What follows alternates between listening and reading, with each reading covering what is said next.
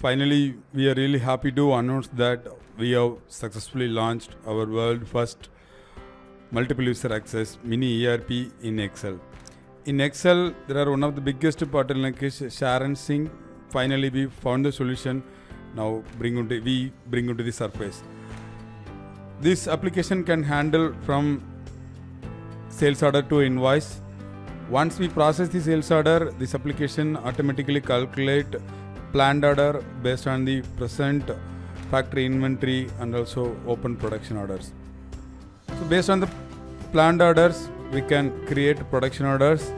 Based on the production orders, we can make the production quantity entries.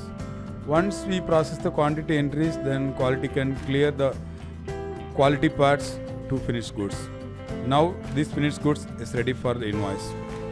And one more important point is this application can handle multiple hour bill of material and also subcontracting process also. And one more important point is this application comes with integrated sales inventory operational plan and also actionable production quality, supplier quality and inventory reports. I will keep you posted the detailed view of this application in our upcoming days. Thank you so much for this opportunity. I will see you soon. Bye bye. Thank you so much.